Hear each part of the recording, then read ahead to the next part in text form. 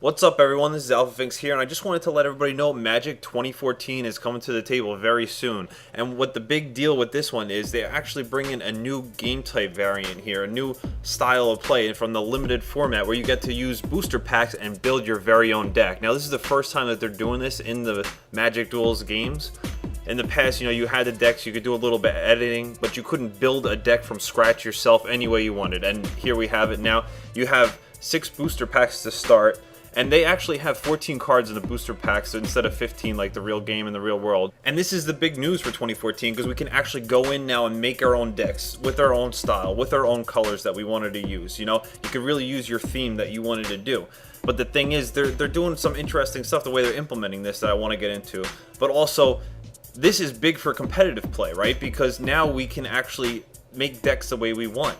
So that just adds another layer of depth, another layer of strategy to the game, and I love seeing that. I love it being more competitive. So on your screen right now, you can see the format of 2014, how it's laid out on the screen for you there. And some of the decks that they've been showing that were kind of spoiled, I didn't really like. The Sliver Deck, for example. Like, what are they doing making a Sliver Deck? If you guys remember back in the day, if you played real Magic and you play with the slivers, it's really hard to get it balanced. But this is the important thing here, the sealed campaign.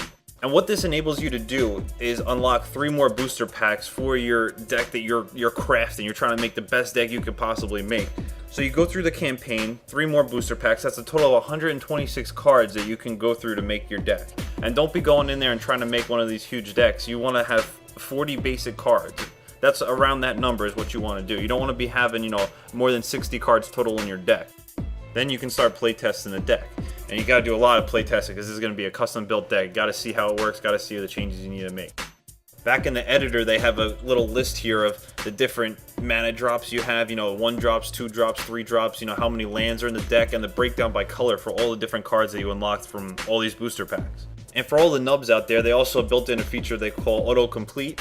So you can throw 1 or 2 cards in the deck, you can throw 10 cards in, and then you could hit this autocomplete, and it fills in the rest of the deck for you based on how, the AI thinks you should build the deck around those cards that you put in.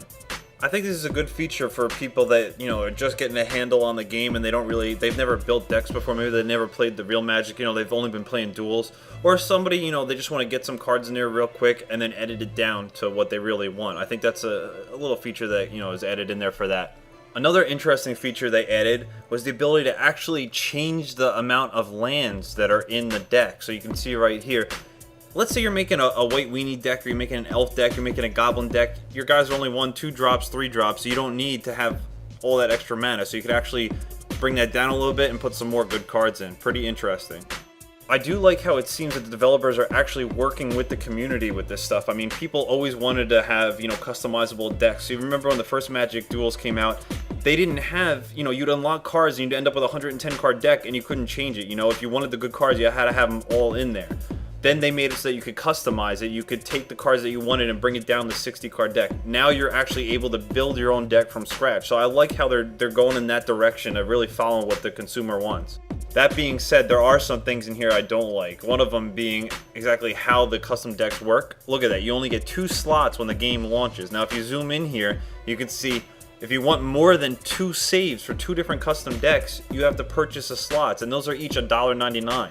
Now, my question is, can somebody go in here and buy 100 extra slots and wait until they get the perfect cards, out of the random set, and then be happy? And, playing against other people that only have the 2 slots. So that's something I'm not really a big fan of, but it is in there.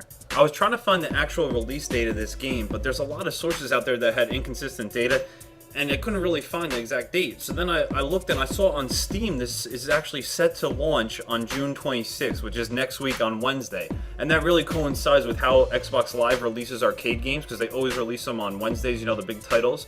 So there's a chance that this comes out next week on Wednesday, so that's pretty cool right there.